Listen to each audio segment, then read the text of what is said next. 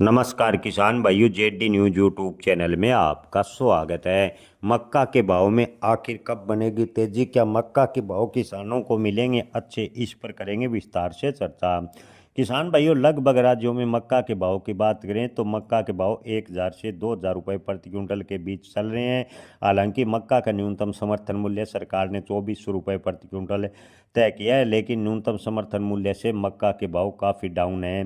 किसान भाइयों, कई मंडियों में मॉडल प्राइस की बात करें तो 1,300 रुपये प्रति क्विंटल, अधिकतम भाव 2,100 रुपये प्रति क्विंटल है।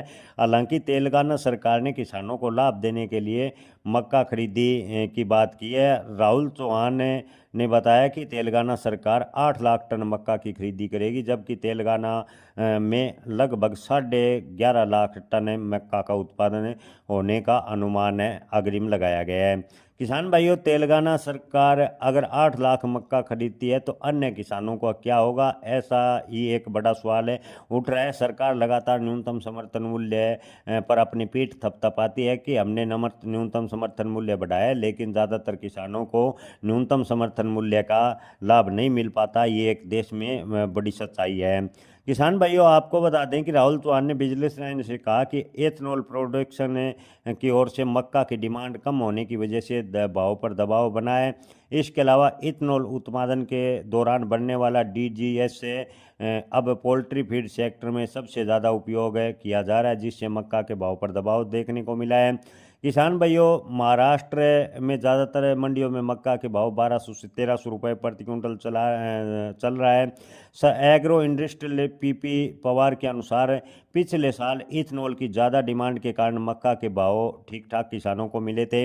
इस साल इथनॉल प्रोडक्शन के लिए चावल और गन्ने का इस्तेमाल ज़्यादा हो रहा है, जिससे मक्के के भाव पर दबाव है और मक्का के किसानों को बड़ा नुकसान उठाना पड़ रहा है। सरकार मक्का से बनने वाले इथनॉल की कीमत बढ़ाती है तो मक्का के भाव में सुधार देखने को मिल सकता है, ऐसा पीपी पवार का कहना है।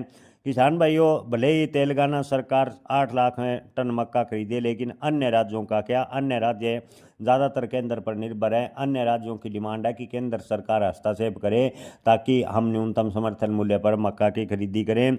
लेकिन किसान भाइयों, जब तक है आपको बता दें कि केंद्र और राज्यों की सहमति बनेगी, तब तक किसान अपना औने पौने दाम पर मक्का बेच चुका होगा।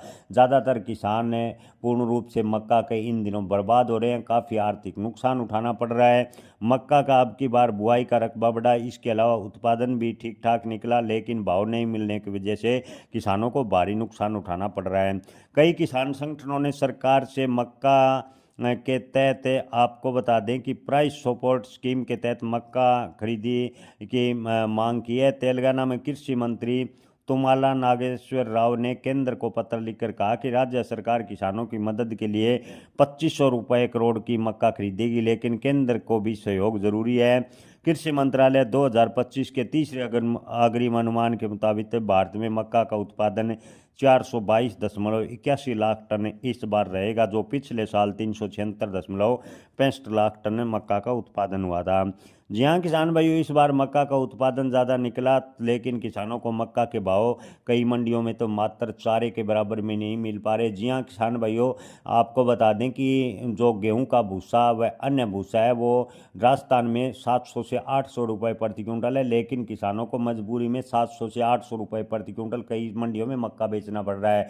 यानी गेहूं के भूसे के बराबर या मक्का के भाव किसानों को नहीं मिल पा रहे, जो कि बेहद ही निंदनीय है। आप इस पर क्या राय रखते हैं? राय अपनी कमेंट में ज़रूर बताएं। जय किसान, धन्यवाद।